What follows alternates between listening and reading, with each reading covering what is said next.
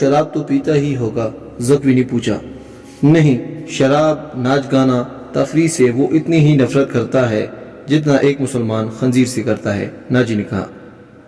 میں نے سنا تھا آپ کے پاس تو لڑکیوں کا ایک طلسم ہے جو نیل کی روانی کو روک لیتا ہے، تو کیا وہ طلسم ناکام ہوا؟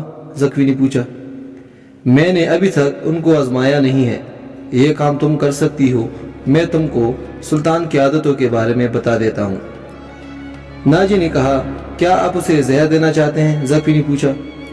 نہیں، ابھی نہیں، میرے اس کے ساتھ کوئی دشمنی نہیں، میں بس یہ چاہتا ہوں کہ وہ ایک بار کسی سے تم جیسی لڑکی کے جال میں پھنس جائے، پھر میں اسے اپنے پاس بیٹھ کر شراب پلا سکوں۔ اگر اس کو قتل کرنا مقصود تھا تو میں یہ کام حشیشین سے آسانی کے ساتھ کر سکتا تھا، ناجی نے جواب دیا۔ یعنی آپ سلطان سے دشمنی نہیں، دوستی کرنا چاہتے ہو، زکوی نے کہا۔ اتنا برجستہ جملہ سن کر ناجی لڑکی کو چند لمحے غور سے دیکھتا رہا۔ لڑکی اس کے توقع سے زیادہ ذہین تھی۔ ہاں زکوی، ناجی نے اس کو نرم و ملائم بالوں پر ہاتھ پھیرتے ہوئے کہا، میں اس کے ساتھ دوستی کرنا چاہتا ہوں، ایسی دوستی کہ وہ میرا ہم نوا اور ہم پیالہ بن جائے۔ آگے میں جانتا ہوں کہ مجھے اس سے کیا کام لینا ہے، ناجی نے کہا اور ذرا سوچ کر بولا، لیکن میں تمہیں یہ بھی بتا دوں کہ ایک جادو سلطان کے ہاتھوں میں بھی ہے۔ اگر تمہارے حسن پر اس کے ہاتھ کا جادو چل گیا تو میں تمہیں زندہ نہیں چھوڑوں گا۔ اگر تم نے مجھے دھوکہ دیا تو تم ایک دن سے زیادہ زندہ نہیں رہ سکو گی۔ صلاح الدین تم کو موت سے بچا نہیں سکے گا، تمہاری زندگی اور موت تم مجھے دھوکہ نہیں دے سکو گی، اس لیے میں نے تمہارے ساتھ کھل کر بات کی ہے، ورنہ میرے حیثیت اور رتبے کا انسان ایک پیشہ ور لڑکی سے پہلی ملاقات میں ایسی باتیں نہیں کرتا۔ یہ آپ کو آنے والا وقت بتائے گا کہ کون کس کو دھوکہ دیتا ہے، زکوی نے کہا۔ مجھے بتائے کہ میرے سلطان تک رسائی کیسی ہوگی؟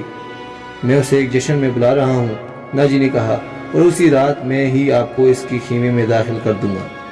میں نے تمہیں اسی مقصد کے لیے بلایا ہے، باقی میں سنبھال لوں گی، زکوی نے کہا۔ وہ رات گزر گئی، پھر اور کئی راتیں گزر گئی۔ سلطان صلاح الدین ایوبی انتظامی اور فوج کی نئی بھرتی میں اتنا مصروف تھا کہ ناجی کی دعوت قبول کرنے کا وقت نہیں نکال سکا۔ علی بن سفیان نے سلطان صلاح الدین ایوبی کو ناجی کے مطابق جو رپورٹ دی تھی اس نے سلطان کو پریشان کر دیا تھا۔ سلطان نے علی سے کہا، اس کا مطلب یہ ہے کہ ناجی صلیبیوں سے بھی زیادہ خطرناک ہے، یہ سانپ ہے جسے مصر کی امارت آستین میں پال رہی ہے۔ علی بن سفیان نے ناجی کی تخریب کاری کی تفصیل بتانی شروع کر دی کہ ناجی نے کس طرح بڑے بڑے عہدیداروں کو ہاتھ میں لیا اور انتظامیہ میں منمانی کرتا رہا، اور کہا، اور جس سوڈانی سپاہ کا وہ سپہ سالار ہے وہ ہمارے بجائے ناجی کے وفادار ہے، کیا آپ اس کا کوئی علاج سوچ سکتے ہیں؟ صرف سوچ ہی نہیں سکتا بلکہ علاج شروع بھی کر چکا ہوں۔ مصر سے جو سپاہ بھرتی کیے جا رہے ہیں وہ سوڈانی باڈی گارڈز میں گڈ مٹ کر دوں گا، پھر یہ فوج نہ سوڈانی ہوگی اور نہ مصری۔ ناجی کی یہ طاقت بکھر کر ہماری فوج میں جذب ہو جائے گی۔ ناجی کو میں اس کے اصل ٹھکانے پر لے آؤں گا، سلطان صلاح الدین ایوبی نے کہا، اور میں یہ وثوق سے کہہ سکتا ہوں کہ ناجی نے صلیبیوں کے ساتھ بھی گٹھ جوڑ کر رکھا ہے، علی بن سفیان نے کہا۔ آپ ملت اسلامیہ کو ایک مضبوط مرکز پر لا کر اسلام کو وسعت دینا چاہتے ہیں، مگر ناجی آپ کے خوابوں کو دیوانے کا خواب بنا رہا ہے۔ تم اس سلسلے میں کیا کر رہے ہو؟ سلطان صلاح الدین ایوبی نے کہا۔ یہ مجھ پر چھوڑ دیں، علی نے کہا، میں جو کروں گا وہ آپ کو ساتھ ساتھ بتاتا رہوں گا۔ آپ مطمئن رہیے، میں نے اس کے غیر جاسوسی کی ایک ایسی دیوار میں چن دیا ہے جس کی آنکھ بھی ہے اور کان بھی، اور یہ دیوار متحرک ہے۔ یوں سمجھ لے کہ میں نے اس کو اپنے جاسوسی کے قلعے میں قید کر لیا ہے۔ سلطان صلاح الدین ایوبی کو علی بن سفیان پر اس قدر بھروسہ تھا کہ اس نے علی سے اس کے درپردہ کارروائی کی تفصیل نہ پوچھی۔ علی نے سلطان سے پوچھا، معلوم ہوا ہے وہ آپ کو جشن پر بلانا چاہتا ہے، اگر یہ ٹھیک بات ہے تو اس کی دعوت اس وقت تک قبول کر لے جب میں آپ کو کہوں گا۔ سلطان اٹھا اور اپنے ہاتھ پیچھے کر کے ٹہلنے لگا، اس کی آہ نکلی اور رک گیا اور بولا، بن سفیان، زندگی اور موت اللہ کے ہاتھ میں ہے، بے مقصد زندگی سے بہتر نہیں کہ انسان پیدا ہوتے ہی مر جائے۔ کبھی کبھی یہ بات دماغ میں آتی ہے کہ وہ لوگ کتنے خوش نصیب ہیں جن کی قومی حس مردہ ہو چکی ہوتی ہے اور جن کا کوئی کردار نہیں ہوتا، بڑے مزے سے جیتے ہیں اور اپنے وقت پر مر جاتے ہیں۔ وہ بد نصیب ہے، امیر محترم علی بن سفیان نے کہا۔ ہاں بن سفیان، میں جب انہیں خوش نصیب کہتا ہوں تو پتہ نہیں کون میرے کانوں میں یہ بات ڈال دیتا ہے کہ ایسا ہرگز نہیں ہے، مگر سوچتا ہوں کہ اگر ہم نے تاریخ کا دائرہ اس موڑ پر نہ بدلا تو ملت اسلامیہ صحرا و وادیوں میں گم ہو جائے گی۔ ملت کے خلافت 3 حصوں میں تقسیم ہوگی، امیر منمانی کر رہے ہیں اور صلیبی کا اعلی کار بن رہے ہیں۔ مجھے اس بات کا ڈر بھی ہے کہ اگر مسلمان زندہ بھی رہے تو وہ ہمیشہ صلیبیوں کے غلام اور اعلی کار بنیں گے۔ وہ اس پر خوش ہوں گے کہ وہ زندہ ہے، مگر قوم کی حیثیت سے وہ مردہ ہوں گے۔ ذرا نقشہ دیکھو علی، آدھی صدی میں ہماری سلطنت کا نقشہ کتنا سکڑ کر رہ گیا ہے۔ وہ خاموش ہو گیا اور ٹہلنے لگا اور پھر سر جھٹک کر علی کو دیکھنے لگا۔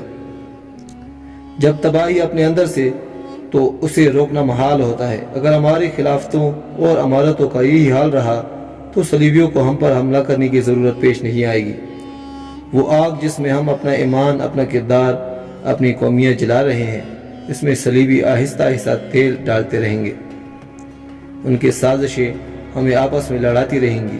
میں شاید اپنا عزم پورا نہ کر سکوں، میں شاید صلیبیوں سے شکست بھی کھا جاؤں، لیکن میں قوم کے نام ایک وصیت چھوڑنا چاہتا ہوں۔ وہ یہ ہے کہ کسی غیر مسلم پر کبھی بھروسہ نہ کرنا۔ ان کے خلاف لڑنا ہے تو لڑ کر مر جانا۔ کسی غیر مسلم کے ساتھ کوئی سمجھوتا، کوئی معاہدہ نہ کرنا۔ آپ کا لہجہ بتا رہا ہے کہ جیسے آپ اپنے عزم سے مایوس ہو گئے ہیں، علی بن سفیان نے کہا۔ مایوس نہیں، جذباتی علی۔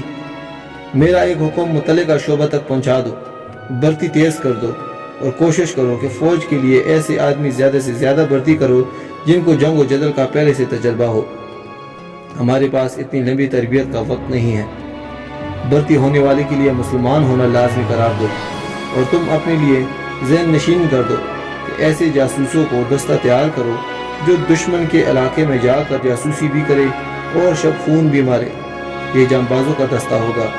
انہیں خصوصی تربیت دو، ان میں صفات پیدا کر دو کہ وہ اون کی طرح صحرا میں زیادہ سے زیادہ عرصہ پیاس برداشت کر سکے۔ ان کی نظریں عقاب کی طرح تیز ہوں، ان میں صحرائی لومڑی کی مکاری ہو اور وہ دشمن پر چیتے کی طرح چپٹنے کی مہارت طاقت کے مالک ہوں اور ان میں شراب اور حشیش کی عادت نہ ہو، اور عورت کے لیے وہ برف کی طرح یخ ہو۔ بھرتی تیز کرا دو علی بن سفیان، اور یاد رکھو میں ہجوم کا قائل نہیں ہوں، مجھے لڑنے والوں کی ضرورت ہے، خواہ تعداد توڑی ہو، ان میں قومی جذبہ ہو اور میرے عزم کو سمجھتے ہوں کسی کے دل میں۔